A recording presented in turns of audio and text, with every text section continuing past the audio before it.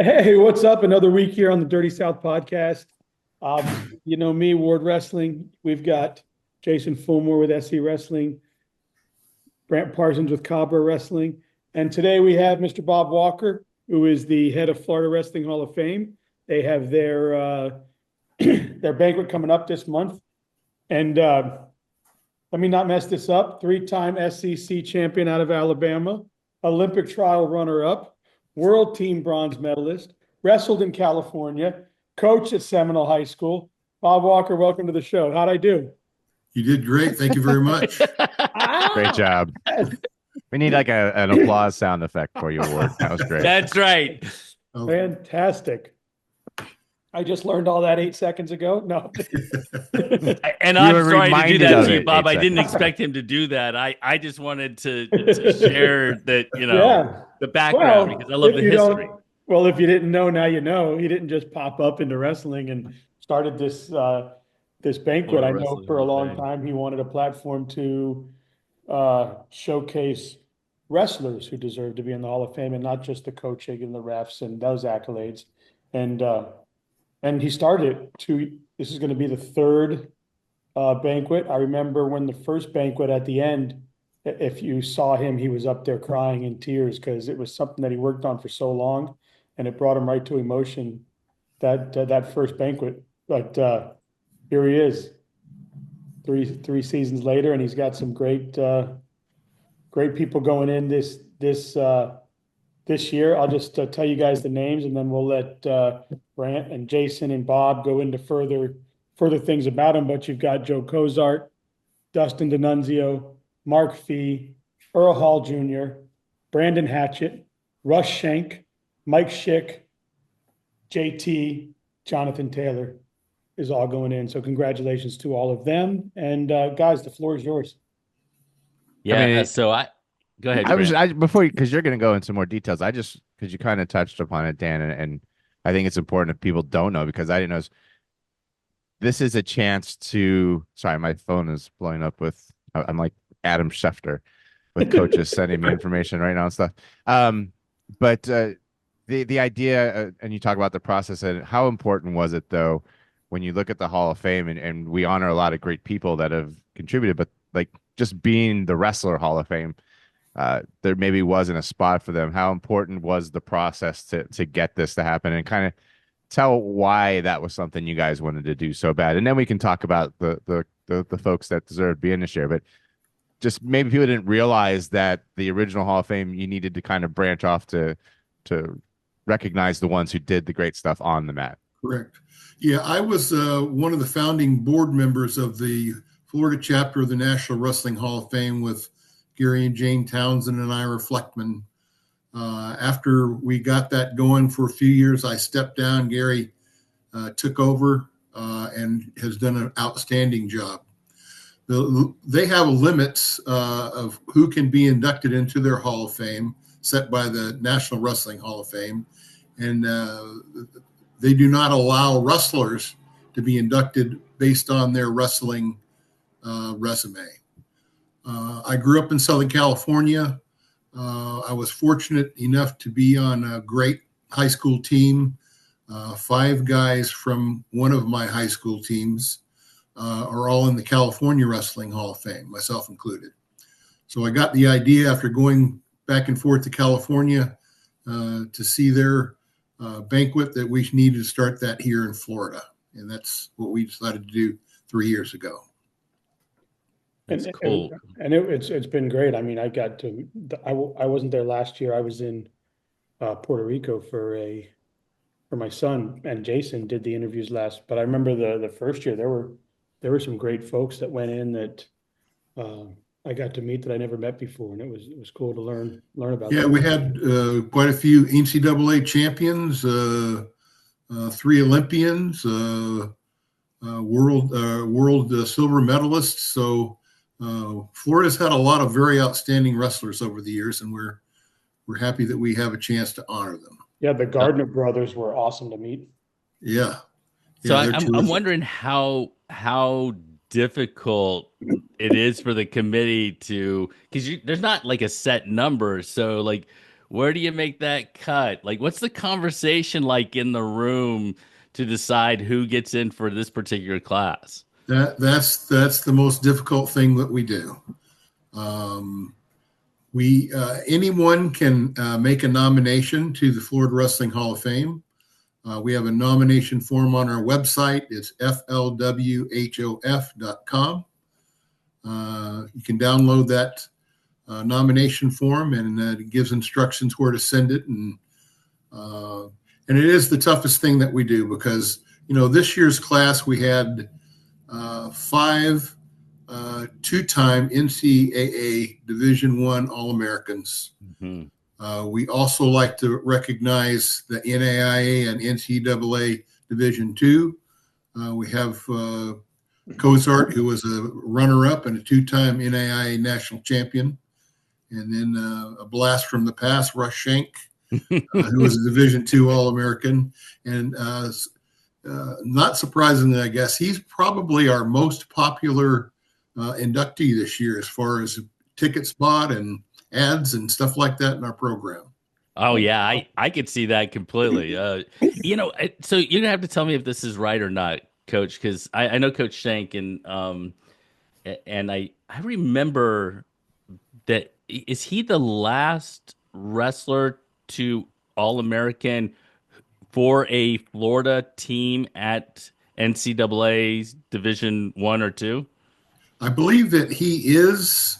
I know they dropped the program the year after he left, and that was it. Yeah. And that was Central Florida. Everyone, correct. He was an All-American at Central Florida in 1986, I believe, or 84, 84, 86, and he shared the stage with a teammate, but he was a heavier weight, so he wrestled last, I believe. Huh. So that's anyway. Awesome. Well, Jason, Bob, anyone? Tell us about these great inductees. Wow. So, I think I look across the group, Coach, and I've coached I coached Mark Fee once when he was on like one of our national teams and that sort of thing. Unbelievable high school athlete, went on to wrestle at App State. I believe he was a 2-time All-American at App State. If you wrestled in the 80s, you obviously knew the Schick brothers, both Doug and Mike Schick. And I think for me, and I'm going to start back then and we just talked about Russ, but I'm going to start back then because those are kind of who I think about. But Mike, for me, was one of the first to really venture outside the state of Florida. And Brant, you'll be happy to know this. I don't know if you did any of the research on him, but he was a 2-time All-American for Ohio State. Oh yeah, Mike and I have talked. Oh, you have talked. Okay, all right. We've talked. Yeah, I mean, he's on. We've got a text thread that goes back and forth on Ohio State. Oh yeah. I don't see the blanket. It's an OHIO. Yeah. He was giving me a little bit at Knockout this year because I had green shoes on there, Oregon shoes, and he's like, "What are you doing?" And I was like, "Well, I have my Ohio State shirt underneath." Yeah. We've talked all the good and bad of Ohio State wrestling. Usually, there's a blanket behind him, Bob, that says Ohio State on it. But okay. Yeah. Well, just give him a big roll tide, then. That's what I think. That's right. Give him a big roll tide. So he was one of the first to really venture outside the state of Florida, though, and really make a mark. I mean, yeah, we had Glenn Goodman and we had a few others, but Mike was one of the ones who really went to the Big Ten and really was huge. Right. And that's such a huge adjustment for kids, and a lot of kids don't do very well traveling so far away from home, living in a different climate, not having their support group with them. So, anybody who's left Florida and traveled a long way and made good and made All-American, that's a tremendous feat. Yeah, no doubt. No doubt. Well, Brant, I know as I look at the group, one of the kids that you probably covered the most was Brandon Hatchett. Yeah, I mean, he was early in my introduction to covering. I started covering the sport in 2004, so he was one of the first, really good wrestlers I got to know and really enjoyed not just watching him wrestle, but he's a real quiet kid, but great kid to talk to. And honestly, he's the one that kind of got me interested in watching the next level because, he went on and All-American twice. He was in the finals one year. And so I started pretty much watching following college more after he went. So he was like one of the first he's the first one on here that I covered. I watched some of those guys wrestle. But at that time I was just covering Central Florida and he at Winter Springs and then Oviedo just, kind of tore it up and got to spend a lot of time talking to him and covering him. Yeah, no doubt. I got to say, I go to Fargo every year, and I got a picture last year, I think last year, the year before, and it was me and JT and Earl Hall. And when I posted it, I said, man, 8 state titles between the three of us.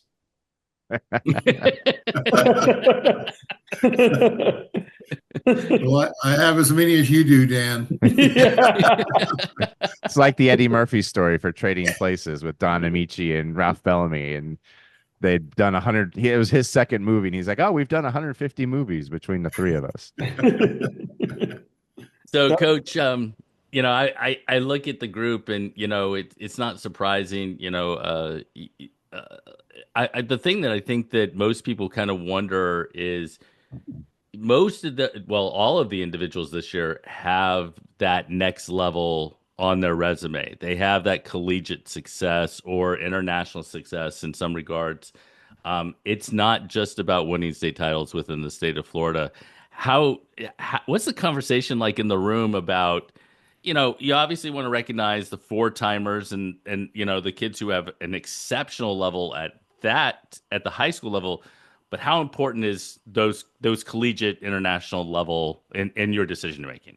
Well, that's a big part of it, and you can see by our classes, we're their college success is a big part of their wrestling.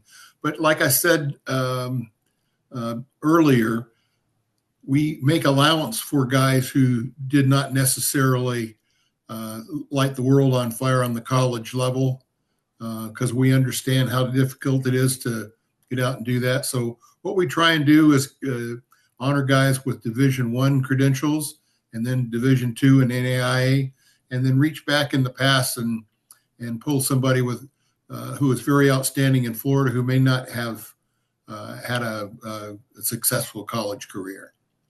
I mean, I would guess some of that too is you're kind of playing catch up. I mean, when you start doing this in 2023, you're going back 40, 50 years of different wrestlers.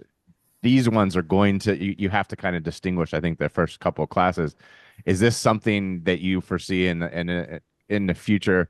Maybe you catch up and get some of those 4-timers in. But right now, these guys were so good on all the levels. Of course, they're going to be in the first 2, 3, 4 classes. Is that kind of do you see maybe later on more of the Florida high school level, the 4-timers, 5-timers get into that mix? Yeah, I think so. And, there's kids like Mark Surratt.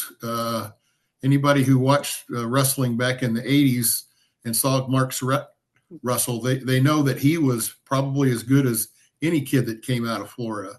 But college was not for him. So I foresee that we will get more outstanding high school resumes in the classes. But right now, we had 2 or 3 2-time Division I All-Americans who didn't make the cut for this class. So right now we have plenty of selection. Yes. Oh, yeah, I'm sure there's going to be some overlap because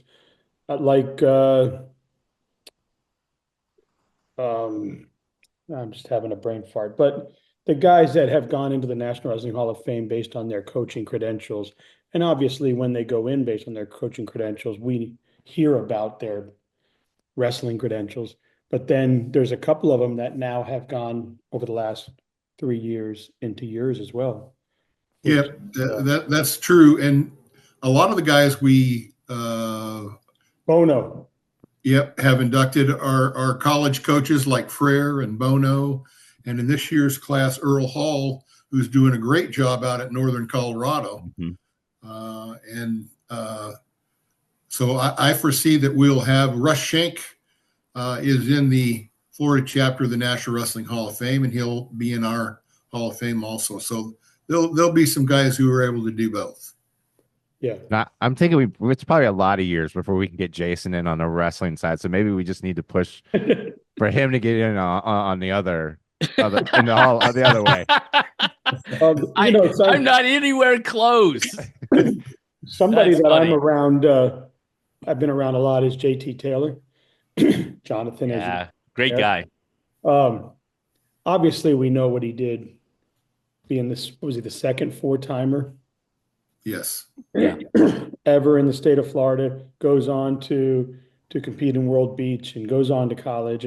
But the things he's done post-college for the youth and kids and high school programs all around South Florida, and obviously South Florida mostly because that's where he is, but not just that. I mean, part of the Florida team, he's doing it for now. He's traveling throughout the state to be at places all around Florida. I mean, he's just a Hall of Fame type of person. Yeah, he is. Yeah, and along with guys like David Mason and the other guys that are involved in the national teams at this time. Yeah. And just real quick to remind everyone again, you guys will be celebrating this class on April 26th. It's the Delta Hotel Orlando celebration. You get tickets at FLWHOF.com. Go out and watch these guys get their just due and celebrate them. Well, Thank you very much. I would like to mention, please don't delay on getting your tickets. I think we might sell out this year. And I hate to see somebody miss out because they postponed buying their tickets. It's all that Russ Shank's fault. Yeah, big part of it. Well, I to wrap this up, Coach, one of the things that I really appreciated being there and talking to them. I've done interviews, Dan's done interviews backstage, but when they get out and they do their speeches, it's just a lot of fun. The different directions that they go with kind of who they think and who they feel like it's had an impact on them and everything else. And it's just one of the most enjoyable parts of the evening for me. Even if you don't know who some of these individuals are, being at the event and listening to their stories is a lot of fun. Oh, it's my favorite part. I mean, those guys are all superstars. They've made giant commitments to the sport of wrestling and their workouts, and to have the success that they've had. They've denied a lot of things and put that first. Yeah, that's one thing that I've been involved with you, but I've been involved with you on the National Wrestling Hall of Fame as well side, and I've been to that. And the one thing that I always take away from there is I meet a lot of these coaches, because I'm taking pictures of their kids or I'm taking pictures of their teams or I see them there. But I've only been around since 2020. And so when I know these guys, but then I get to hear their stories and I'm like, wow, I didn't realize that guy did this or that girl did that or this person did. Like, it's super cool to learn about them all the way to that intimate level of where they started. Obviously we'll get into this, but we just saw obviously with Balmaceda retiring, and the people that are posting stories that you get to read about what he meant in their life is kind of cool. And so it's kind of cool to hear who their mentors were, who they looked up to, or who they followed behind. Absolutely. And we appreciate you and Jason interviewing our inductees, so we can post that online. And if people go to our website, they can see the interviews for all of our past inductees. Yeah, it's a lot of fun. I apologize. I'm not as good at it as Jason, so I'll do my best. You do fine. Stop. We touched on everybody. I want to make sure that we touch on Earl Hall just real quick. He might be the one individual. I don't want to speak for anyone else, but man, I bet you he could probably still go with pretty much anyone. He is unbelievably talented and everything else. And then the last person I just want to make sure that we touch on is Dustin D'Annunzio, who, if you guys don't know, he wrestled at Countryside, I believe, for Coach Clearwater Frayer. Central Catholic. Oh, Clearwater Central Catholic. Yeah. And then headed to Harvard, where he was a two-time NCAA All-American. And my memory of D'Annunzio was, I think, in the late 90s. He was still in high school, or he was in college, and he was down, and he and Freyer took to the mats at a break during the Florida State tournament, maybe at warm-ups before everything got started. And they were doing a workout because D'Annunzio was prepping. I don't think he was still in high school. I think he was in college at this point in time. And I'll tell you what, if you were sitting in the stands, you got a treat to watch Jared Freyer and Dustin D'Annunzio roll a little bit for about an hour before wrestling began that day. So anyway, I want to make sure we talked about the two of them. And before we leave, FW, I know Brad just said it, FLWHOF.com. Now, if you guys go there and you scroll down, just like I did this morning, there's the class of 25 inductees, and you can click on each one of their links, and it has a written, typed out thing about them. But at the end, it says class of 2025 audio bios. If you click on that, it's about a 4.5-minute video of whoever is doing the speaking, telling you about these guys. And if you just sit there for 5 minutes of your life and get that brief synopsis of them, it'll kind of give you more of an understanding of who they are. Thank you very much. Thanks for coming on with us. Yeah, we really appreciate and I'll let you. I will figure out time. when we can get Jason in. Well, I'll message you. All right, figure out a way. Nomination. Thanks, guys. All right, you take care. Bye, Coach. All right, guys. Thanks, Brand. I appreciate you doing that to me. Well, I mean, you should be in. Oh, at some level. Are you kidding me? One of the places. We got to get. You got to get. Bob, you okay? I think you might be frozen. Yeah. Oh, well, we can do this. Let's see. Did you guys say Vic Damasita retired? I did hear that. Wow, that's crazy. That's where we're going next, right? Yeah. That's what some of my texts are. All right. So yeah, I mean, I heard something like that. I mean, to be fair, we had a little group text going. There's been all sorts of stuff going around. I'm glad that Vic was able to say it on his own terms in his announcement. If you didn't see it, he is. I don't know if he didn't say retire, but he is not coaching. He's taking a break. He's been coaching there for a long time. I know Jason compiled some of his numbers, and he'll be able to show the true scope of what he accomplished at South Dade. But he did so with Humberto Reina, Duck, as his right-hand man, and so wanted to be able to leave the program in good hands. And so announced yesterday that Duck is taking over the program, and his son Brettley will be his assistant. And I'm not going to go into all the details because more personal, but I did text back and forth with Vic last night, and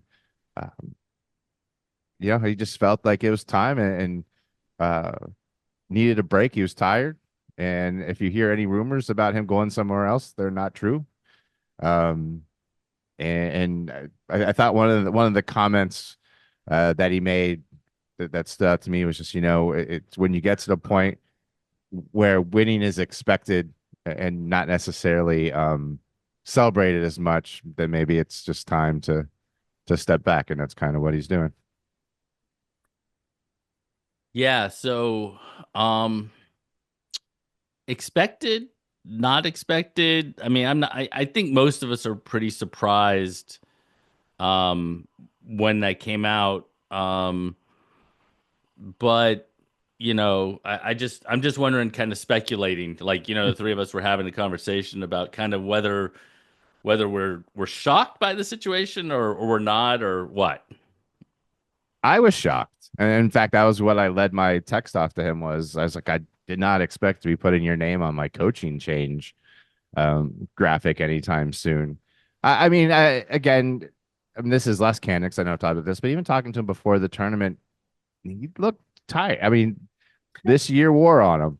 I don't know if it was just this year or not, but the first day he ended up having fun and they won, and he was different level on Saturday. But just talking to him casually on Thursday at the state tournament, he just it seemed maybe a little more tired than usual. I love talking to Vic, talk to him all the time. But I didn't expect this. I don't know if anybody did. I think everyone's still kind of Yeah. trying to figure out the reverberations that I come from it. well, I mean, I knew I knew retirement from the county was coming within the next 3 years because we had spoken. He said that, he can retire in the next 3 or 4 years from the county, with his full Hmm. pension, things like that. But, I don't think any of us thought it was going to happen now. But I think, he started working out over at Concrete and he's got a little youth club going there where he's involved. And I'm sure we'll still see him on that side. And he might have started getting involved with that so that he had some way to still be in wrestling when he decided to step down. And I'm Yeah. really happy that the transition was to obviously Duck and his son, and I've heard Ozzy Lugo might be on that coaching staff. Um, I've heard that the girls' coach Chino might be involved as well. But yeah, it's nice to see it stayed in their family to say, right? Because um, I think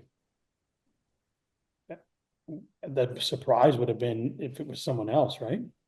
Oh, don't no doubt, Oh, no yeah. doubt. I think I think for me the thing that the only reason I wouldn't be shocked is that you see this occasionally, like when Brevin and Gavin are now done, at least at the high school level, and I'm quite certain, as much as Vic can watch them compete Hmm. at that next level, he wants to do that. I mean, Brevin's over there winning NAIA national Yeah. championships while Vic's sitting in the corner at a semifinal match of the Florida State tournament. Yeah. And, you And know, he's watching. I mean, you've been around it too. I mean, he watches them when tournaments are done. The year at state duels that they actually had lost, they stuck around because everybody wanted to watch Brevin's matches.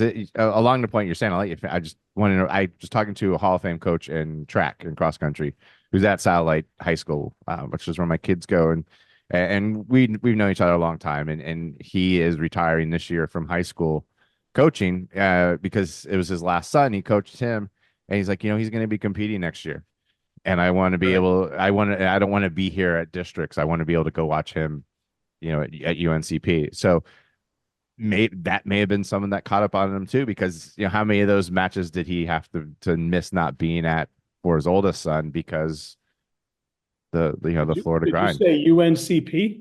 Yeah. yeah, University of North Carolina, Pembroke. No, Yes. I know who's going there now.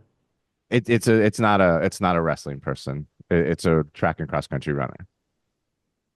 Oh, of that Balmaceda is involved in? No, sorry. Dan, Dan missed that whole thing. Yeah, I said I was having a conversation with a Hall of Fame track and cross Oh, country coach. sorry, Um, at somebody texted Satellite, me. I his looked son is down. graduating from Satellite and has signed at UNCP. I was just saying that I just had this conversation and had brought Vic's name up in the conversation as one of the coaches I knew that had to kind of navigate through that, which is kind of funny that Jason now brought it up. That's what brought it to my mind. I was like, it was like last Thursday that I had this conversation when he told me why he was retiring early, and he's that's won a ton of state champions as a coach and such. So I just want to take a second and read off some of the Yes. accolades. I mean, uh, you know, 27-time state champions, 20 IBT championships, 7 dual meets state championships. All the dual meets um, came under Coach Balmaceda. In fact, they won every single one of them that have been wrestled in 3A except one. As far as the IBT, I think he was an assistant coach early when they might have one or two of them at the very beginning. But Yeah, the run, so that was under Mike McCoy. And yes, it Mike was under Coach McCoy is the McCoy. reason he came to South Dade. I can't remember if he was there in 95 or 96 for which title. And then in the lead up to the 96 97 season, Coach McCoy was diagnosed with, I believe, stomach cancer, Yeah, really aggressive stomach cancer. Um, Passed away during region tournament week. Uh, that was Vic was coaching that team, but it was always going to be uh, Coach McCoy's team, and he's listed as the head coach for that state championship team. But so Vic was involved in at least those 2 years. I can't remember if he was there yet for 95 or not as an assistant, but McCoy is the reason he's at South Dade because he talked to him and said, "Hey, have you ever thought about coaching?" And he was like, "No." He goes, "Oh, you should come here and try it out." And that's kind of how that grew. Well, and really, honestly, I mean, we could go back to that point in time, but I mean, it really was the building of that dynasty in the 2006, 7, 8, 9 time frame. Brandon was on top. They were rolling. Sal Dade looked at it and said, "We got you." And it took a minute before they ended up kind of taking over Brandon. I think they're the team that broke the streak. Oh Um, yeah, definitely. I yeah, mean, they're the ones that were on the program. Uh, that's one of the big moments in history. And actually, after that, Brandon had a few years above them, and then South Dade came back, and I think Brandon moved back and to then two hasn't A, lost, right? I and mean, and then and they that, haven't lost since they moved up to 3A and after that. But Brandon won a few more after, but they were the streak breakers. Um, I wrote a story about all of this, like 8 years ago, and he was just talking about how it still just meant. Um, that moment, just how much it meant to do it, and how respectful they were. And I think that's what stands out to me. Just so I'll just steal this part into it too.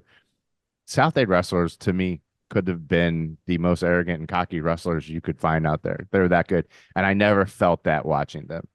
And I told him, I said I believe that that Vic discovered that the having a ring is a much better taunt than some schoolyard taunt on the mat. And by winning was how they showed that's how they talked their smack. And that's how they represented the 305 and the swag and all that.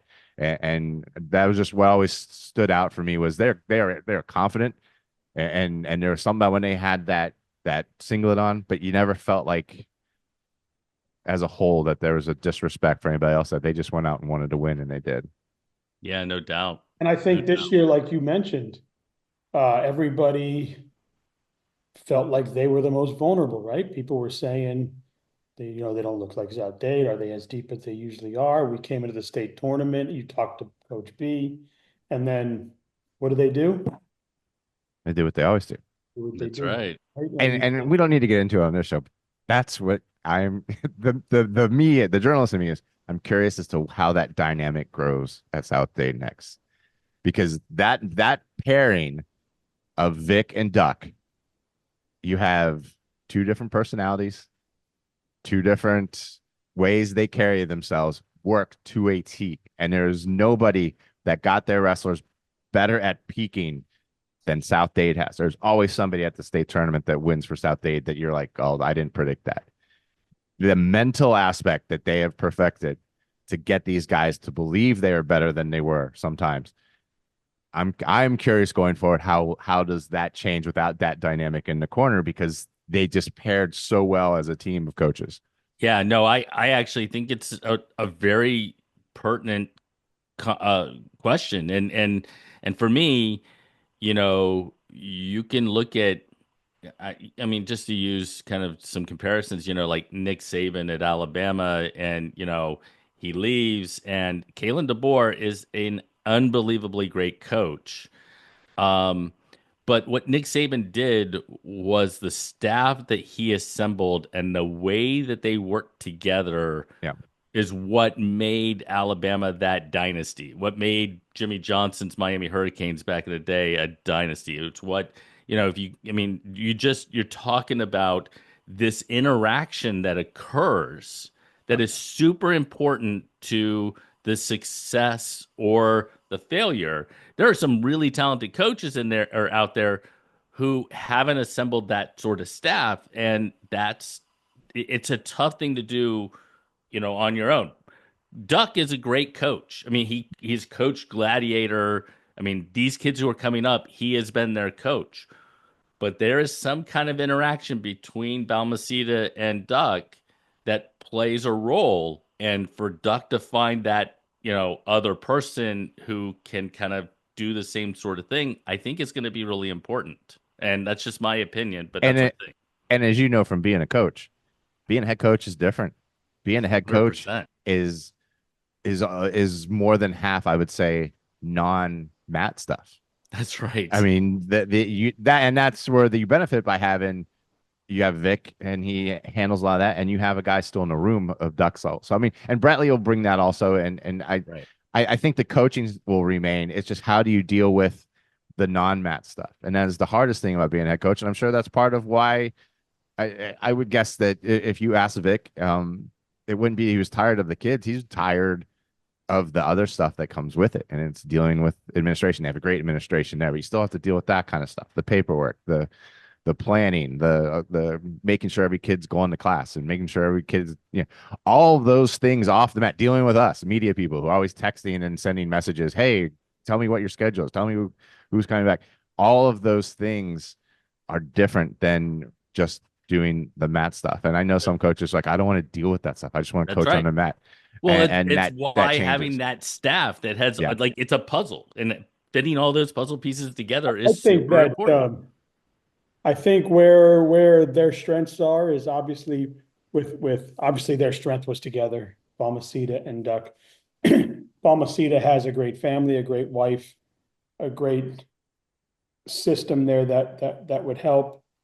And so does Duck, right? And I think Duck's wife is very involved. I know she always steps up. Now his son is very involved.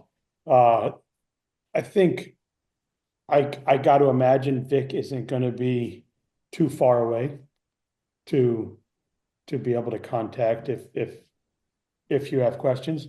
But I think it's great. I'm glad both of them I'm glad they both didn't retire. I'm Yeah. glad one of them stayed. And I think the big thing this year will be the kids want to win one for Duck, right? I'm sure that's going to be the sentiment. And man, Vic has been a huge supporter of mine, and I just love everything he's done for me dearly. And so has Duck. And being able to sit with Duck and learn from him and talk with him on trips like Fargo has been special. And I can't wait to see how the father's son do in the corner and watch that aspect of it and No watch doubt. how he mentors his son and and do that stuff. So, and I And think doing it in the hardest district in the state where yes, you have quite possibly a preseason number one this year. That's not going to be his team. well, and to be Southridge. honest, I believe Coach Duck was coached by Balmaceda. He was. He was. Brettley was coached by Balmaceda in high school. He So was. there is a lot of Balmaceda that is Oh, I don't anticipate a into them. drop off. I'm just saying I am curious as the journalist in me just to see how that part of the transition Yeah. goes. Because the personalities were so different and meshed so well that I'm just I'm curious about that. I certainly feel they'll still be good and great and competing and all that. I'm just curious. Yeah, the inner workings and stuff. Because One of my head's way too deep for one something. of my favorite stories I tell is so 2 state tournaments. Gavin Balmaceda wins the state title. Coach Balmaceda has to go and take pictures of the podium and do the dad thing. So he's not there when the Sawyer Bartelt match starts. Well, right off the whistle, Bartelt gets taken down. And then we know what happened next. Well,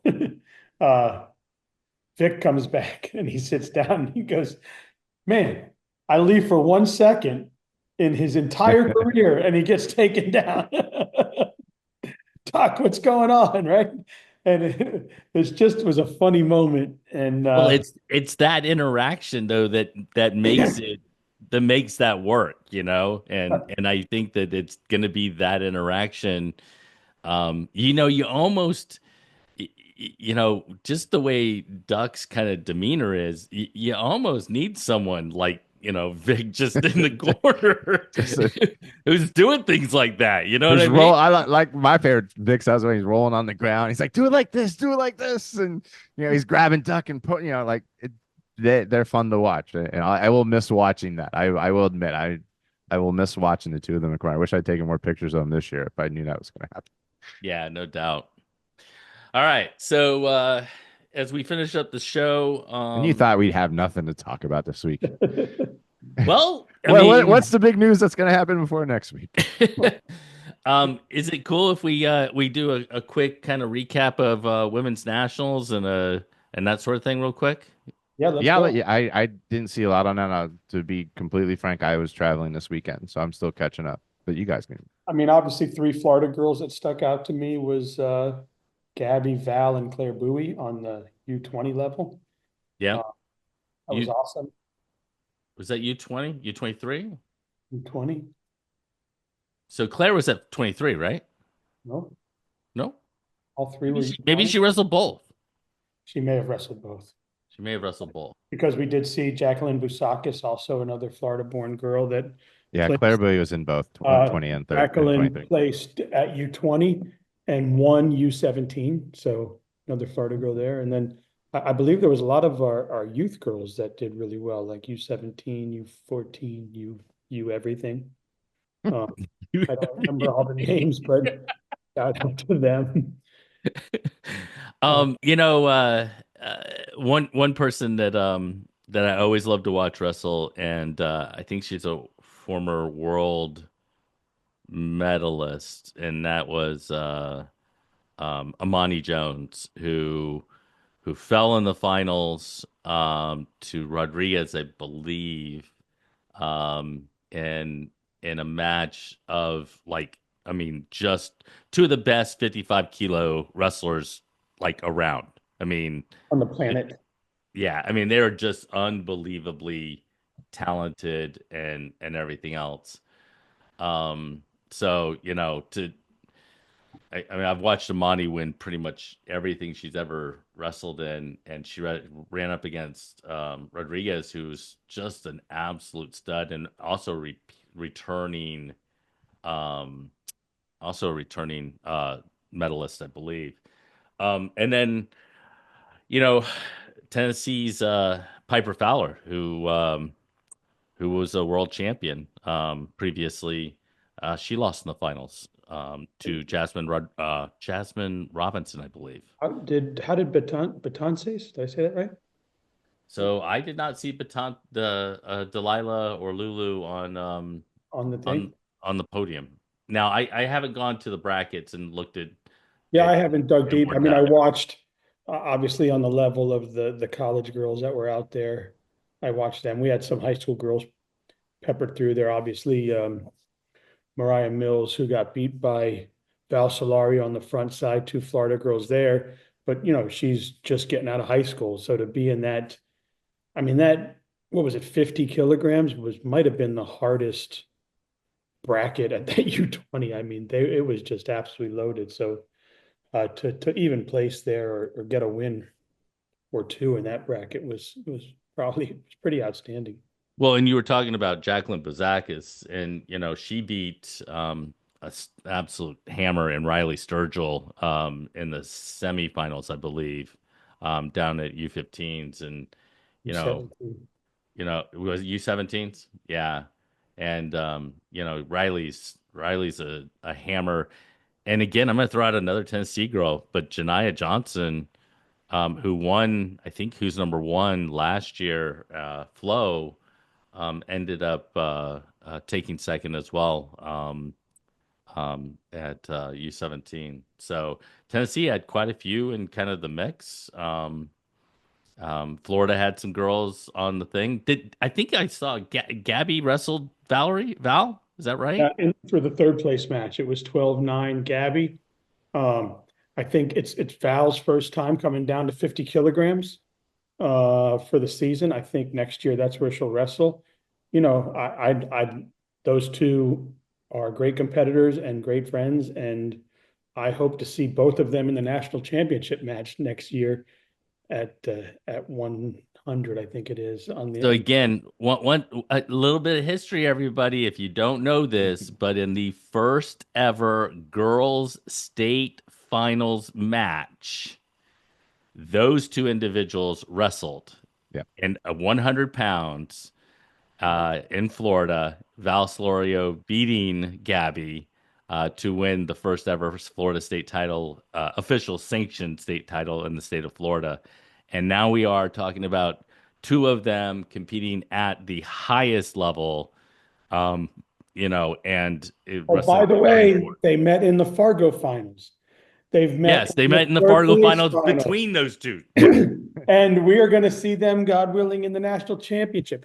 First of all, these two girls are wonderful young ladies, the hardest workers, and to see them go off, being Florida girls and do what they're doing is unbelievable. And I hope that this rivalry stays, and I hope they stay competitive.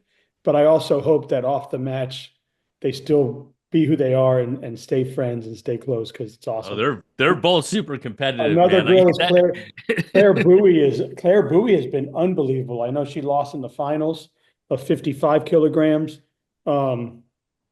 But man, she's had a hell of a year as well. So, man, Florida girls are really something to be reckoned with.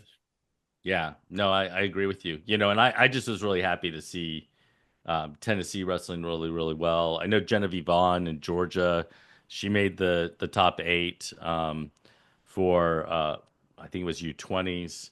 That was awesome. I don't know this name, and I'm going to say it. And her name is Mia Pardo, a small little wrestler out of North Carolina. But she placed both at, I think, U12s and U15s. That means she was a really young U15 wrestling up if there. she wrestled U12, she's got to be 12 or under. And she's a North Carolina girl, man. And I'll tell you what, I don't know her. I've not seen her wrestle and that sort of thing. But when I was going through the different, when I was looking through everything, that was a name that I was like, oh, you place at two different age divisions at women's nationals. You're a hammer, man. Yeah, you're pretty good. You are pretty good. That's what they say. And then I want to make sure I don't forget. Real quick, I'm sorry, Brant. I was just making a joke.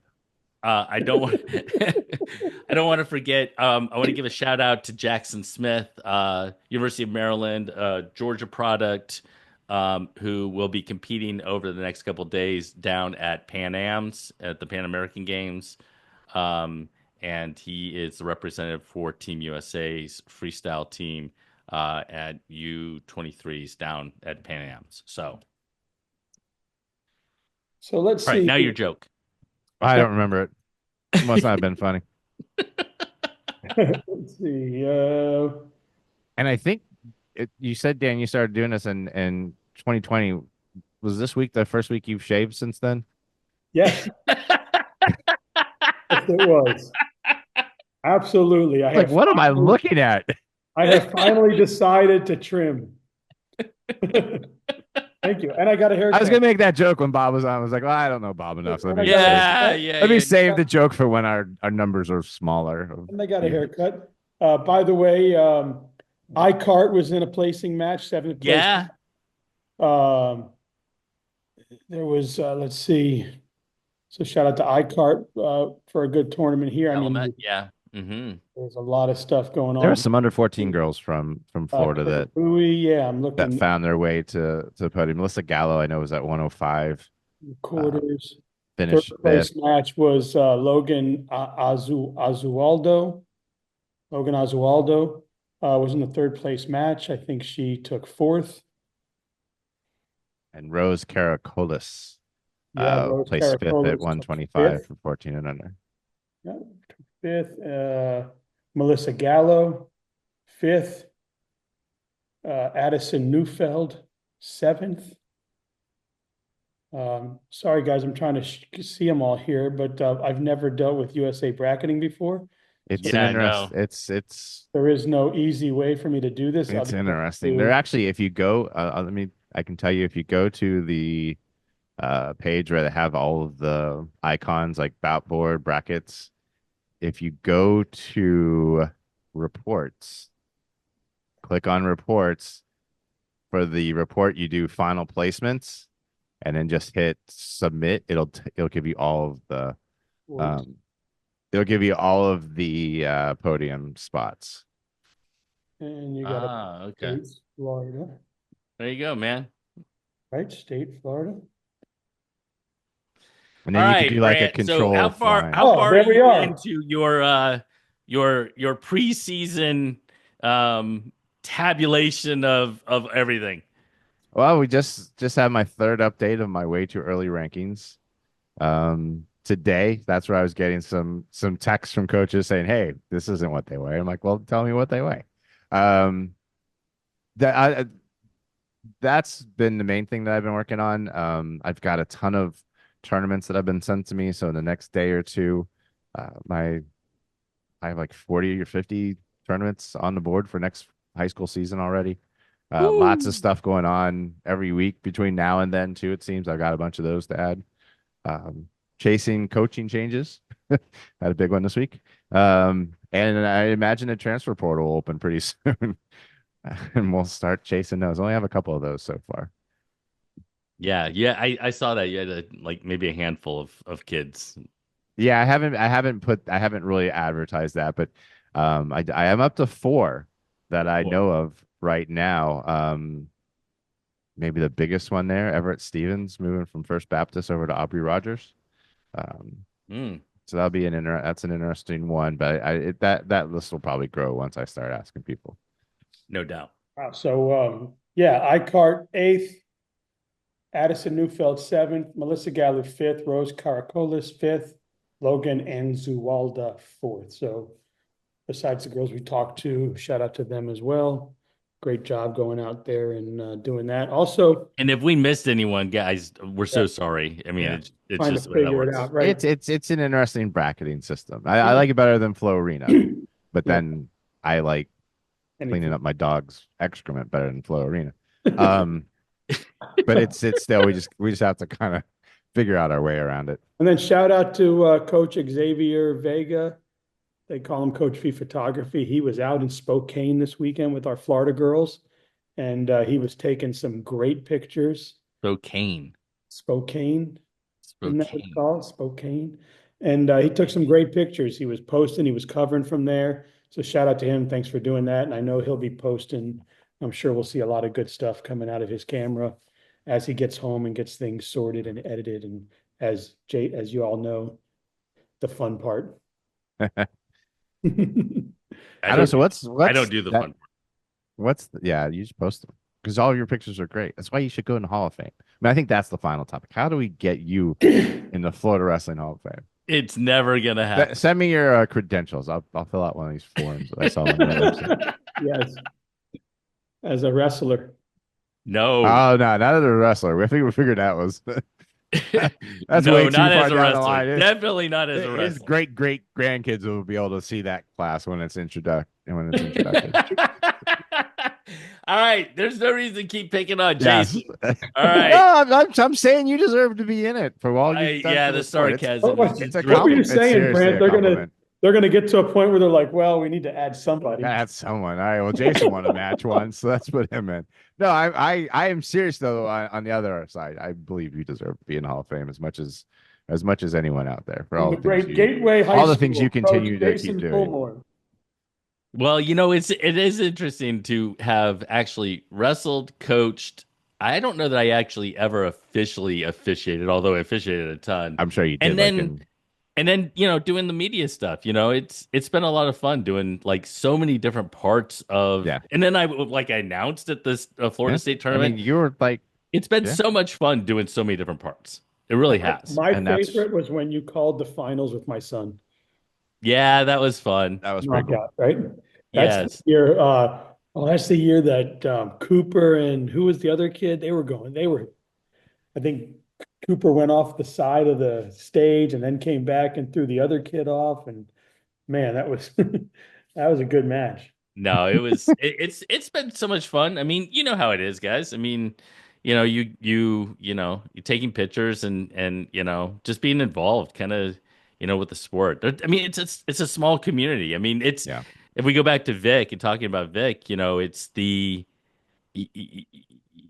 his his absence is not going to just be felt at South Dade. I mean, that is going to be felt by like lots of programs and lots of people because he has such reach and he has such an impact on so many different people because of, being involved for so long.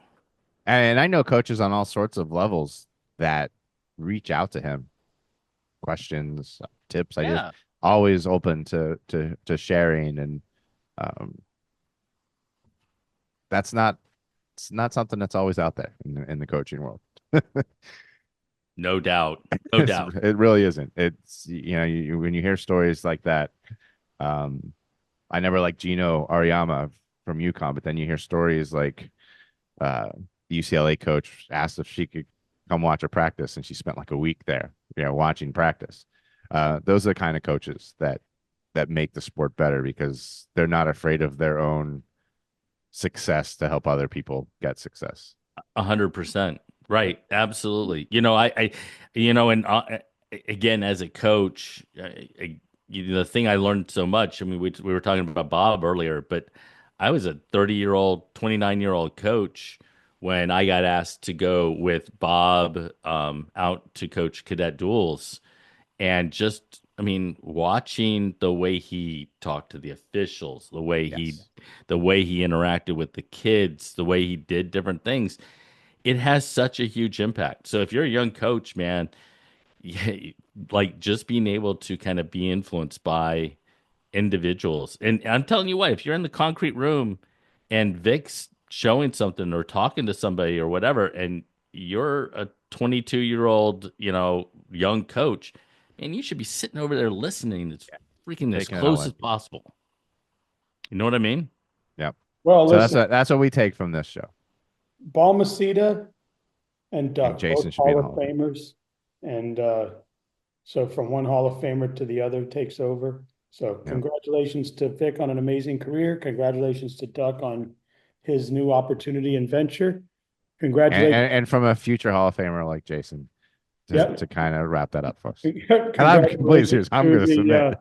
to the folks getting added into the Florida Wrestling Hall of Fame, and congratulations to all the ladies that kicked ass this past weekend. Well, Brant, you should also be a part of that. I never wrestled in Florida, and I can't coach. My wrestling success ended when I won the 6th grade lightweight title at Britztown Middle School. Well, but I pinned the guy that beat me the day before, so that meant a lot. Or the Florida chapter of the Wrestling Hall of Fame. I don't think you have to have wrestled. Oh, okay. I don't know that, but it's people who have had an impact on the sport. You have had an impact on the sport. Dan is in his or very early journey of having an impact on the sport. And you know what, Dan? You've had a tremendous impact so far. Yeah, and you shaved. Thank you. Right. And you shaved, and we're gonna go ahead and continue that one. Got a haircut. Okay. Yeah. All right, guys. That being said, peace. Always fun. Best week or best hour of the week.